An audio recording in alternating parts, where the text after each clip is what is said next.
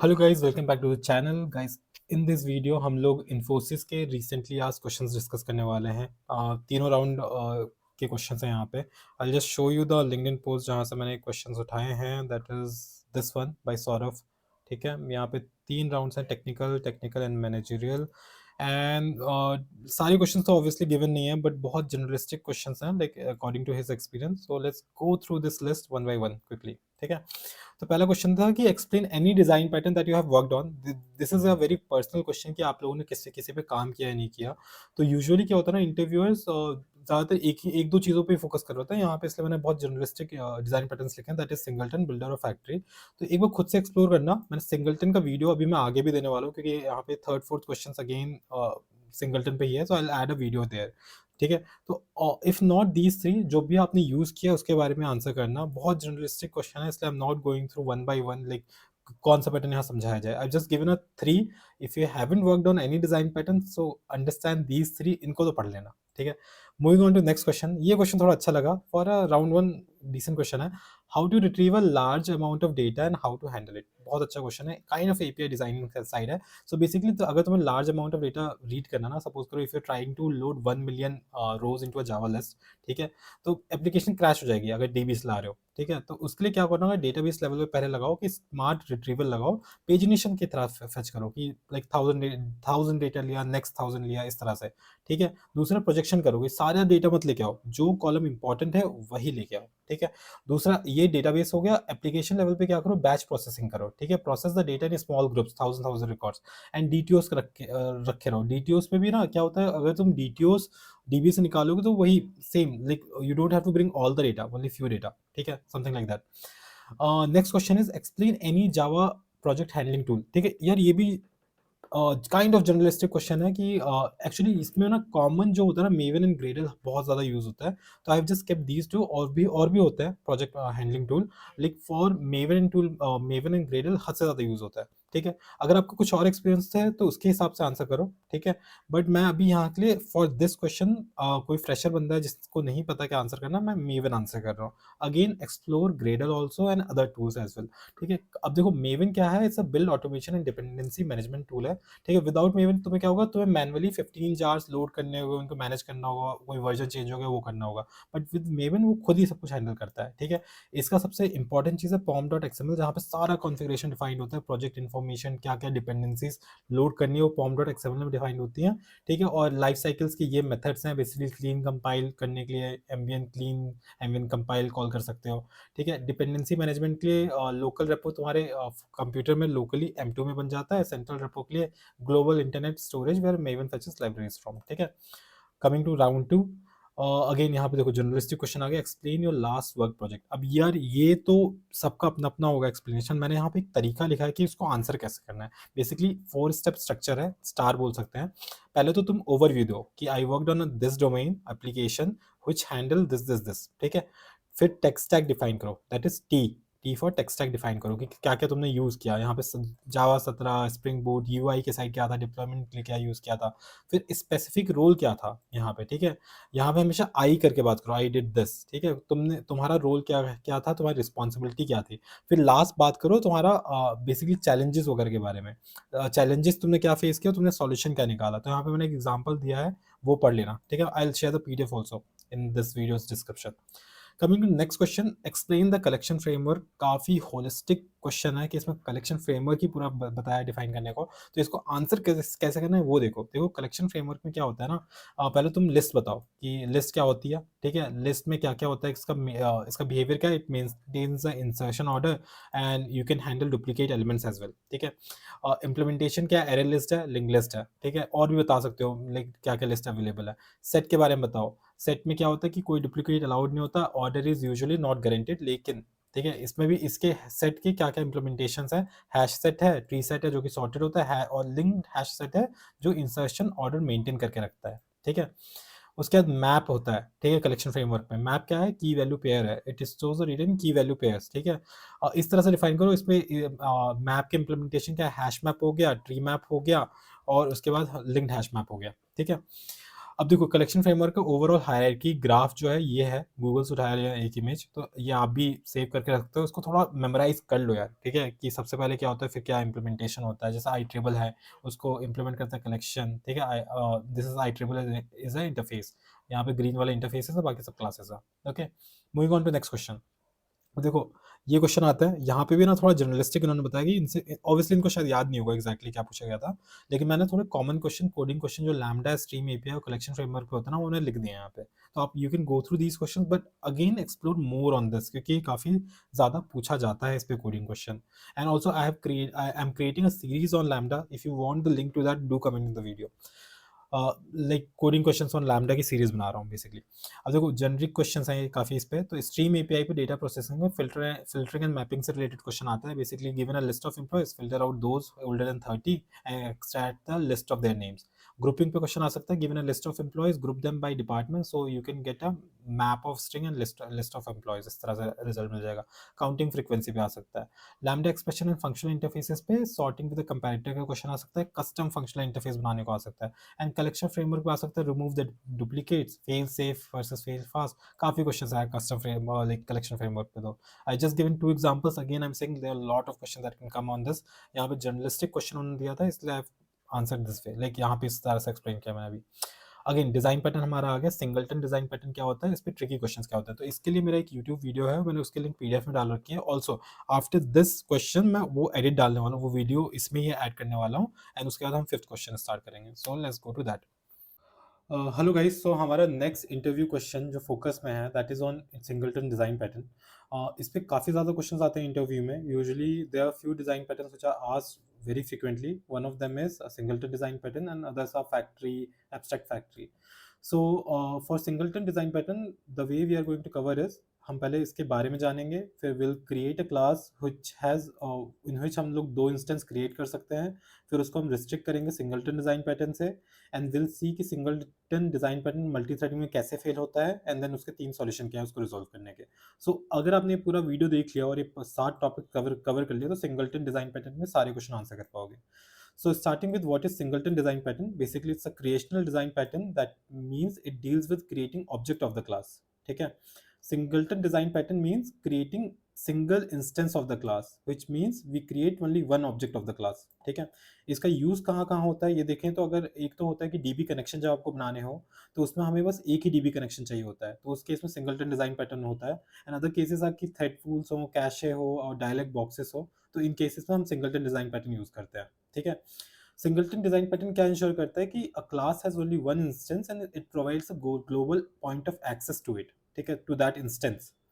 ठीक है, तो अभी एक बार हम लोग ना कोड लेवल पे देखते हैं, दिस वाज अबाउट। अब हम देखेंगे कोई नॉर्मल क्लास है उसके दो इंस्टेंस कैसे बन रहे होते हैं। So let's go to code, एंड ये कोड यहाँ पे है। तो कोड भी आई हैव रिटन इन अ वे कि आपको सारा चीज़ें एक एक करके समझ में आए। तो पहले हम देखेंगे विदाउट सिंगल पैटर्न हमने क्या किया है, एक लॉगर क्लास बनाई है जो basically which prints new logs. ठीक है, whatever the logs we send it to. तो इसका एक कंस्ट्रक्टर है, डिफॉल्ट कंस्ट्रक्टर, वो प्रिंट कर रहा है जब भी एक नया इंस्टेंस इसका बनता है, it creates prints this message, and we can call this log function of this class which can print whatever message we send it. Okay, अगर हम क्लाइंट देखें, हमारा हमने क्लाइंट में क्या किया है कि हमने दो इंस्टेंस बनाए हैं, log 1 एंड log 2, और यहाँ पे log 1 का है बेसिकली मैसेज फ्रॉम यूजर 1। यहाँ पे हम क्या कर रहे हैं, instance of log 1 is this. मैंने यहाँ पे इसके log 1 के इंस्टेंस का नंबर प्रिंट करवाया है, इंस्टेंस नंबर, ठीक है, हैश कोड और इंस्टेंस नंबर प्रिंट करवाया ताकि आपको ऑब्जेक्ट जो बन रहा है उसका डिफरेंस पता चल सके। ठीक है, अगर मैं यहाँ पे प्रिंट करता हूँ इसे, और जैसे हमने लॉग मैसेज भी प्रिंट करवा रखा है, इफ यू सी दिस, अगर मैं प्रिंट कर रहा हूँ, इसे चलाऊँ फंक्शन को तो ये हमें दो हैश कोड देगा जब भी ये रन करेगा। सो इफ यू सी हियर ये रन कर चुका है, तो देखो न्यू इंस्टेंस क्रिएट हुआ है इसका, दैट इज हमारा डिफॉल्ट कंस्ट्रक्टर वर्क किया होगा जब भी जैसे लॉग 1 क्रिएट हुआ है, तो न्यू इंस्टेंस क्रिएट हुआ। ठीक है, उसके बाद हमने log 1 यूज करके log मैसेज कॉल किया है इस क्लास का, तो उसमें हमने मैसेज सेंड किया, मैसेज फ्रॉम यूजर 1, तो वो प्रिंट हुआ है। एंड आफ्टर दैट हमने इस log 1 जो ऑब्जेक्ट बना है उसका बेसिकली उसका इंस्टेंस नंबर प्रिंट किया है यूजिंग डॉट टू स्ट्रिंग। ठीक है, if you see this value, and दूसरा हैश कोड प्रिंट किया है। तो देखो अगर ये ऑब्जेक्ट डिफरेंट क्रिएट कर रहा है तो इसके हैश कोड और dot to string different values होंगे। तो अगर आप दोनों ऑब्जेक्ट्स के देखो, log 2 के लिए, log 1 के लिए, log 1 के लिए ये वैल्यू, log 2 के लिए ये वैल्यू है, and hash code of log 1 is this, log 2 is this. ठीक है, तो अभी क्या हो रहा है, इस क्लास के 2 इंस्टेंस क्रिएट हो रहा है। अगर आप इसके और ऑब्जेक्ट बनाओगे तो और इंस्टेंस क्रिएट होंगे, बट हमें क्या चाहिए कि हमें सिंगल इंस्टेंस चाहिए। ये जो वैल्यू है ना हैश कोड की, ये सेम होनी चाहिए, ये डॉट टू स्ट्रिंग की। तो वो हम कैसे करेंगे to make this class singleton, वो अब हम देखते हैं नेक्स्ट पार्ट में। ठीक है, तो कमिंग टू दिस पार्ट, इसमें हम सिंगलटन पैटर्न बनाने के लिए हम क्या करेंगे, कंस्ट्रक्टर जो होता है उसको प्राइवेट कर देंगे डिफॉल्ट कंस्ट्रक्टर का। हम एक स्टैटिक इंस्टेंस ऑफ क्लास बनाएंगे, एंड हम एक करेंगे तीसरा पार्ट है कि हम पब्लिक स्टैटिक फंक्शन बनाएंगे जो ये इंस्टेंस रिटर्न करेगा, जो ये हमने स्टैटिक इंस्टेंस बनाया है। Let's look into this code first, then I will come to this part of the section. So coming to next thing, अब हम क्या करेंगे, इसी लॉगर फंक्शन को मैंने हर कोड में ना लॉगर फंक्शन ही यूज किया एंड क्लाइंट सेम यूज किया, तो लॉगर फंक्शन को हम एक एक करके इंप्रूव कर रहे हैं। ठीक है, तो if you see this logger function, अभी हमने क्या किया, फॉर सिंगलटन पैटर्न हम इसके कंस्ट्रक्टर प्राइवेट कर देंगे। ठीक है, एक static instance of the class बनाएंगे एंड पब्लिक स्टैटिक फंक्शन बनाएंगे जो ये इंस्टेंस रिटर्न करेगा। ठीक है, अब यहाँ देखोगे जो इसका डिफॉल्ट कंस्ट्रक्टर था हमने उसे प्राइवेट बना दिया है, तो प्राइवेट बनने से क्या होगा, इसको कोई दूसरा कॉल ही नहीं कर पाएगा। तो बेसिकली हम कंस्ट्रक्टर कॉल करते हैं इंस्टेंस बनाने के लिए, अगर वो प्राइवेट हो जाएगा तो कोई दूसरा बाहर से कॉल ही नहीं कर सकता। ठीक है, इस मेथड को, तो इसका जो कंस्ट्रक्टर है कॉल नहीं होगा तो इंस्टेंस नहीं बनेगा। लेकिन अगर हमें इस क्लास का इंस्टेंस चाहिए तो हम क्या करेंगे कि हम एक स्टैटिक मेथड बना देंगे with the name gate logger instance. ठीक है, अब स्टैटिक मेथड क्या होता है, स्टैटिक की प्रॉपर्टी क्या है, स्टैटिक जो होता है वो क्लास को बिलोंग करता है, तो हम क्लास का नाम लेके ये फंक्शन डायरेक्ट कॉल कर सकते हैं। ठीक है, और हम क्या करेंगे, हम चेक करेंगे कि ये यूनिक इंस्टेंस जो हमने स्टैटिक बनाया है ये नल है या नहीं। अगर ये नल नहीं होगा तो हम यूनिक इंस्टेंस बनाएंगे और वही रिटर्न कर देंगे। ठीक है, देखो तो फर्स्ट टाइम में क्या होगा, इफ यू सी दिस, मैं आपको कोड समझाता हूँ। अब क्लाइंट में आते हैं इसी के। अब देखो log 1 बना, लॉगर log 1 बना और लॉगर डॉट गेट इंस्टेंस कर दिया यहाँ पे, हमने सीधे क्लास के नेम के साथ ही मेथड कॉल कर दिया है। ठीक है, और उसके बाद क्या करें, हम log1 का log मैसेज कॉल कर रहे हैं, log1 log फंक्शन कॉल कर रहे हैं, उसमें मैसेज डाल रहे हैं और जो मैसेज होगा प्रिंट कर देगा। ठीक है, अब इसके बाद क्या हुआ, दूसरा मेथड कॉल हुआ, दूसरा इंस्टेंस हमने बनाया, कोशिश करी है और यहाँ से फिर से हमने कॉल किया, तो इसमें क्या नया इंस्टेंस बनेगा। ठीक है, ये एक्चुअली नहीं बनेगा, रीजन बीइंग कि जब फर्स्ट टाइम में मेथड आएगा ना, यहाँ पे ये फर्स्ट टाइम में आएगा, तो फर्स्ट टाइम में तो इसे नल मिलेगा, यूनिक इंस्टेंस जो यहाँ पे होल्ड है, ये वेरिएबल है। उस टाइम में इसको एक न्यू इंस्टेंस यहाँ बन जाएगा, उसको एक असाइनमेंट मिल जाएगा। लेकिन जब वो सेकंड टाइम आएगा log 2 के थ्रू, तो यहाँ पे ये नल नहीं रहेगा, यूनिक इंस्टेंस जो हमने स्टैटिक बना रखा है। इसको स्टैटिक क्यों रखा है, इसका भी रीजन है जो अभी मैं नेक्स्ट पार्ट में बता रहा हूँ। तो सेकंड टाइम में इसको नल नहीं मिलेगा, डायरेक्टली रिटर्न कर देगा। So if you go to this client, singleton client, and if you run this, ठीक है, तो यहाँ पे अगर आप कोड देखोगे तो न्यू इंस्टेंस क्रिएट हुआ है यहाँ पे। ठीक है, मैसेज फ्रॉम यूजर 1 आया है और उसमें जो टू स्ट्रिंग की वैल्यू प्रिंट हुई है उस इंस्टेंस की ये देखो और हैश कोड देखो। और फिर उसके जब हमने दोबारा log 2 कॉल किया तो न्यू इंस्टेंस क्रिएट नहीं हुआ है, प्रिंट नहीं हुआ, ये देखो तो। ठीक है, ये सीधे गया है, उसने वही इंस्टेंस जो बना हुआ था वही कॉल कर दिया। इफ यू सी दिस, ये वैल्यू सेम है। ठीक है, हमारे प्रीवियस केस में विदाउट सिंगलटन ही डिफरेंट थे। ठीक है, तो हमें एक सिंगलटन पैटर्न लाने के लिए 3 चीजें करनी होती, कंस्ट्रक्टर प्राइवेट कर दो, एक स्टैटिक इंस्टेंस बनाओ और एक पब्लिक स्टैटिक फंक्शन बनाओ जिससे ये इंस्टेंस को हम असाइन करके भेज सके। अब देखो इसको स्टैटिक बनाने का रीजन क्या है, इस इंस्टेंस को बेसिकली ध्यान रखो, सिंपल सा केस इंटरव्यूअर पूछ सकता है। तो सिंपल सी बात है यार, अगर तुम स्टैटिक फंक्शन बना रहे हो कोई भी जो कि क्लास नेम से कॉल होगा, तो स्टैटिक फंक्शन के अंदर कोई भी चीज स्टैटिक, कोई भी इंस्टेंस अगर आप असाइन करना चाह रहे हो वो स्टैटिक ही होना चाहिए। स्टैटिक मेथड से स्टैटिक वेरिएबल ही रख सकते हो।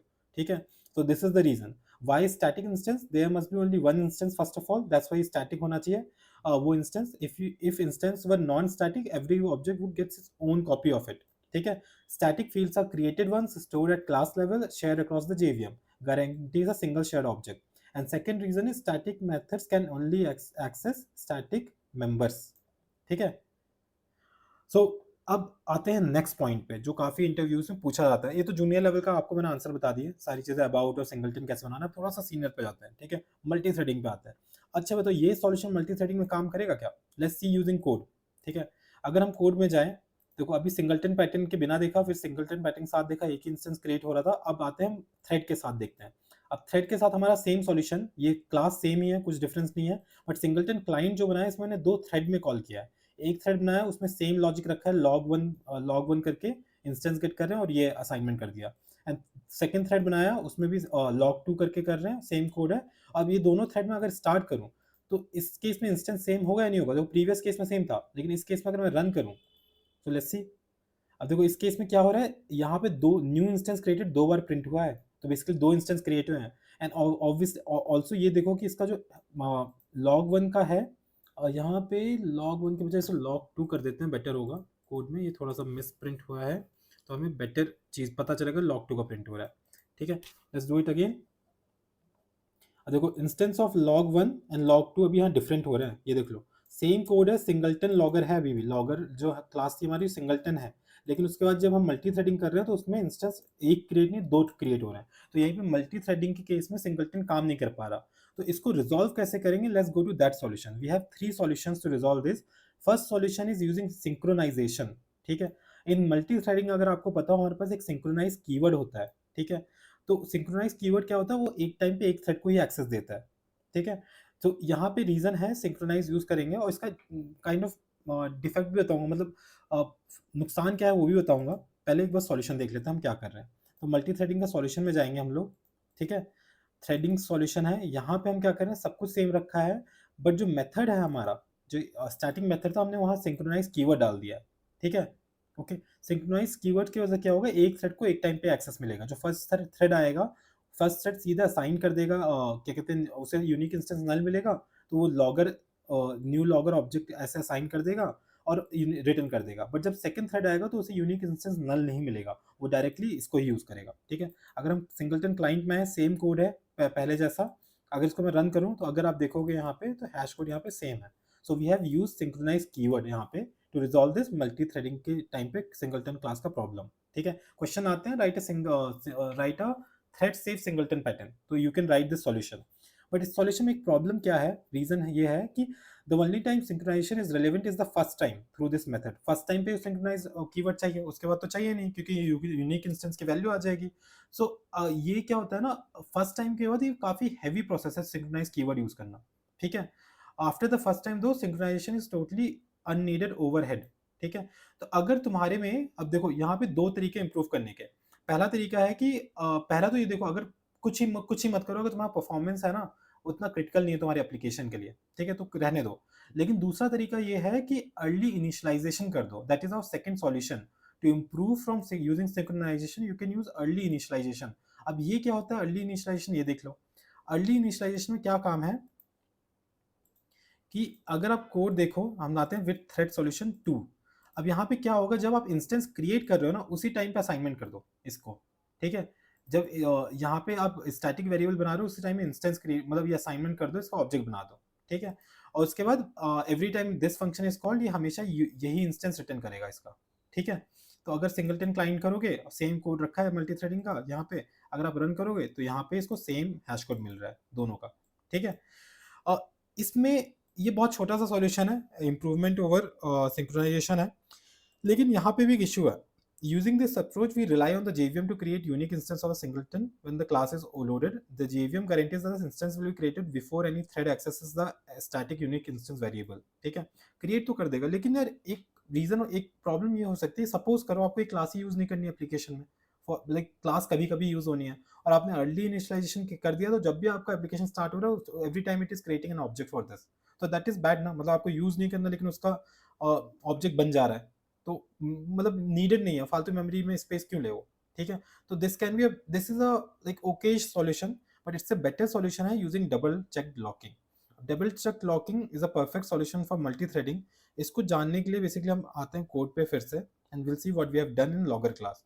For double check locking basically हम क्या करते हैं कि ये जो इंस्टेंस था, जो वेरिएबल हमने डिफाइन किया था, उसको वोलेटाइल बना देंगे। Volatile keywords ensure that multiple threads handle the unique instance variable correctly when it is being initialized to the singleton class. Basically variable सबको दिखेगा, सारे थ्रेड्स को।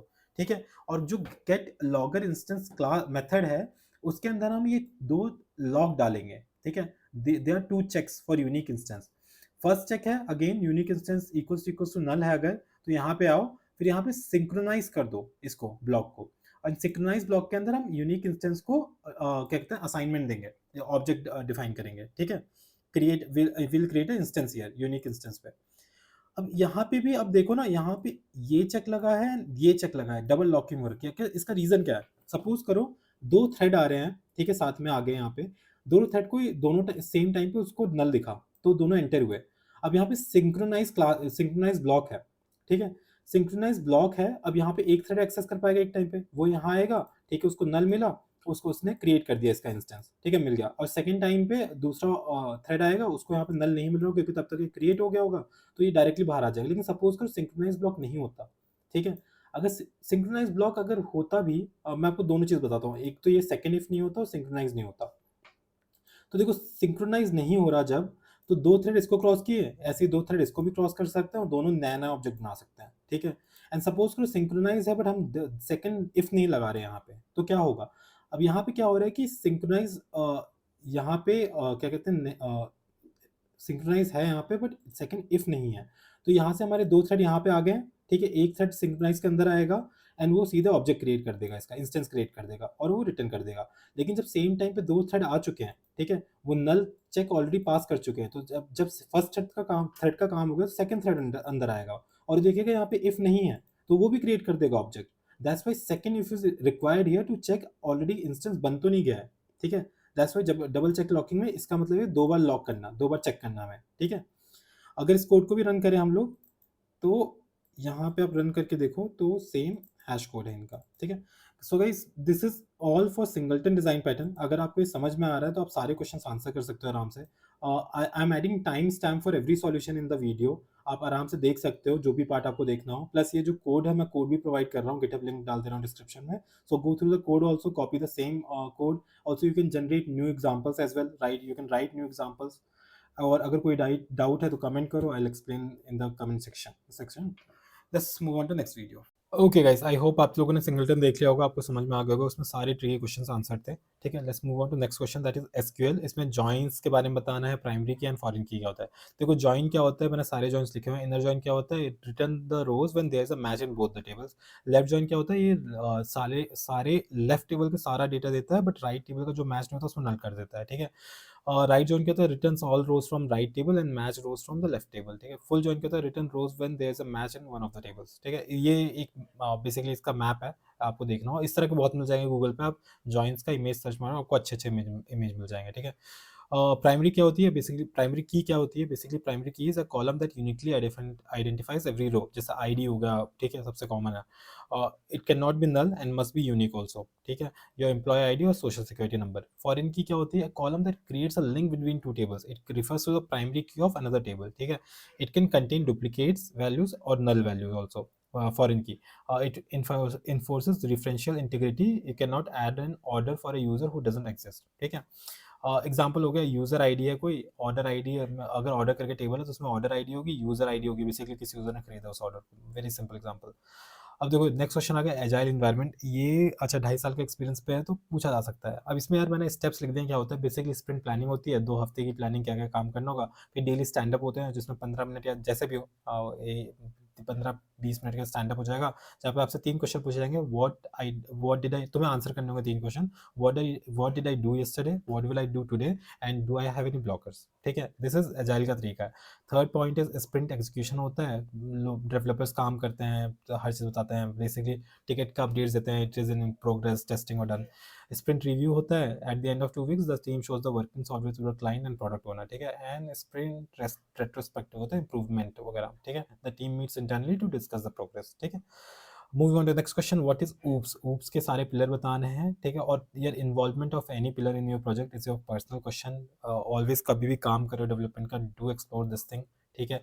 3-4 साल तक तो ये पूछा जाता है कि बताओ कैसे इंप्लीमेंट किया था, इनकैप्सुलेशन कैसे लाया था। अब पिलर्स का एक्सप्लेनेशन, हमें पिलर्स का जनरलिस्टिक एक्सप्लेनेशन यहाँ दे दिया है, ठीक है। अब बेसिकली इनकैप्सुलेशन क्या होता है, encapsulation is wrapping the data and methods together in a single unit. It basically restricts the direct access to the fields using private and provide access via public methods। अब यहाँ पे example देखोगे तो यहाँ पे मैंने क्या है, सैलरी जो फील्ड है उसको प्राइवेट बना दिया है मैंने यहाँ पे, ठीक है, इनकैप्सुलेशन के लिए। और सैलरी को अगर आपको वैल्यू सेट करनी होगी, आपको मेथड के थ्रू सेट कर सकते हो। जैसे कॉल करना होगा एम्प्लॉय ऑब्जेक्ट से emp.setSalary, तभी आप सैलरी सेट कर सकते हो। Coming to next pillar, that is inheritance। Inheritance क्या होता है, one class acquires the properties and behaviors of another class using the extend keyword। ये inherit होता है कि कोई व्हीकल है, व्हीकल अगर स्टार्ट होता है तो कार भी स्टार्ट होगा, तो इस तरह से कार कैन एक्सटेंड व्हीकल, तो ये पेरेंट चाइल्ड का रिलेशन हो जाता है। Coming to polymorphism, polymorphism means कि poly means many and morphism means form, तो it can like many forms basically. Basically it is one name many forms. It allows objects to be treated as instance of their parent classes but behave differently, ठीक है। अब compile time polymorphism होता है, run time polymorphism होता है। इनके बीच में difference देखना बहुत कंफ्यूज होते हैं लोग कि मेथड ओवरलोडिंग क्या है, ओवरराइडिंग क्या है, कंपाइल टाइम पॉलीमॉर्फिज्म क्या है, रन टाइम पॉलीमॉर्फिज्म क्या है, ठीक है। अब यहाँ पे सिंपल सा एग्जांपल दिया है, लेट मी जूम इन थोड़ा सा, ठीक है। यहाँ पे अगर देखोगे तो यहाँ पे एक हम इनहेरिटेंस चल रहा है, एनिमल क्लास है, उसमें स्पीक मेथड है, डॉग क्लास ने इनहेरिट किया एनिमल क्लास को और खुद का स्पीक मेथड लिखा है। तो स्पीक मेथड दो तरीके से एग्जिस्ट कर रहा है। ऐसे एक और हो सकता है जैसे कोई सम मेथड है, उसमें INT A and INT B variable arguments आ रहे हैं, और एक और सम मेथड हो गया है जिसमें 3 आर्ग्यूमेंट्स आ रहे हैं। That is also example of polymorphism, ठीक है। Coming to last pillar, abstraction. Abstraction is basically hiding the implementation details and showing only the functionality to the user, achieved using interfaces or abstract classes, ठीक है। अब user को बस payment करने से मतलब है, ये नहीं मतलब है वो इम्प्लीमेंट कैसे हुआ है, ठीक है। यहाँ पे मैंने बस ये प्रिंट आउट कर दिया, but there can be complex logic जो यूजर को मतलब नहीं होना चाहिए उससे, तो दैट इज एब्स्ट्रैक्शन, ठीक है। Round three was managerial round. तो राउंड थ्री में क्या हुआ था, वो यही पूछा जाता है एक्चुअली, अच्छा है। तो यहाँ पे explain your project and your roles and responsibilities. Again ये पर्सनल लेवल का क्वेश्चन है, तुम्हें खुद से आंसर बना के रखना है इसका। मैंने एक तरीका बता दिया कैसे रखना है, कि बेसिकली कॉन्टेक्स्ट दो, रोल दो, रिस्पॉन्सिबिलिटी दो। यहाँ पे एग्जाम्पल देखिए, कॉन्टेक्स्ट क्या है कि I worked on a fintech application that handles this the tech stack was this, ठीक है, बता दो यहाँ पे ऐसे तुमने ऐसे किया। फिर रोल क्या था तुम्हारा वो बताओ, I worked as a backend engineer focus function specially on the model का नाम दे दो, और क्या क्या लाइक माइक्रो सर्विस था उस पर जो भी काम किया है, कि जिस सर्विस पे काम किया उसके बारे में बता दो, और तुम्हारी रिस्पॉन्सिबिलिटीज बता दो। अगर डेवलपमेंट थी वो बताओ, ऑप्टिमाइजेशन का काम किया डीबी साइड वो बताओ, टेस्टिंग का काम, तो उसके हिसाब से आंसर कर दो, ठीक है। यहाँ पे ध्यान रखो, don't say we did x, से आई डिड एक्स, ठीक है, ये जरूरी है। और कीज टू इंक्लूड यहाँ पे एंड टू एंड डेवलपमेंट लिखो, तो टेक्निकल टर्म्स ऐड करके रखो यार, ठीक है। Okay, moving on to next question. Again थोड़ा सा ये मतलब ये आपको पता होना चाहिए वैसे तो। अब देखो, which database is used and how did you implement in your project. अपने प्रोजेक्ट का डीबी देख लेना क्या यूज होता है, अगर पता नहीं तुम्हें 2.5 साल के एक्सपीरियंस पे, और देख लेना कॉन्फ़िगरेशन कैसे होता है, ठीक है, उस डीबी का खुद से थोड़ी प्रोजेक्ट कर लेना। अगर if you want that video also do, I will try to provide that video, ठीक है। ओके, तो ये देखते हैं basically personal experience based question है ये, ठीक है। डीबी टाइप्स क्या क्या हो सकते हैं, रिलेशनल एंड नो एसक्यूएल हो सकता है। अब लाइक यहाँ पे कैसे इंप्लीमेंट करना है, focus on these 4 layers. Configuration कैसे करना होता है वो देख लो, एप्लीकेशन डॉट प्रॉपर्टीज में यूआरएल यूजर नेम पासवर्ड डालना होता है डीबी का, और कनेक्शन पूलिंग के बारे में पढ़ लो, वेब मैनेज कैसे करना है, ओआरएम लेयर को कैसे कॉन्फ़िगरेशन करना है वो देख लो, ट्रांजैक्शन मैनेजमेंट कैसे काम करेगा, इस पर काउंटर क्वेश्चन आ सकता है, एंड परफॉर्मेंस कैसे हो पाएगा। So guys this is it. Like काफ़ी कम क्वेश्चन थे इसमें, क्योंकि जितना उन्हें याद था जो प्रोवाइडर इस क्वेश्चन के, उसके हिसाब से मैंने क्वेश्चन डाल लिए थे, and I hope it helps you. इसमें ज़्यादा explanation like personal based question थे, तो तुम्हें खुद से आंसर फॉर्म करना होगा, but be ready for this type of question, ठीक है, पूछे जाते हैं। So guys I hope it helps. For more videos like this do comment and follow and share this video with your peers, and obviously कोई specific video चाहिए obviously comment करो, and let's move on to next video. Thank you.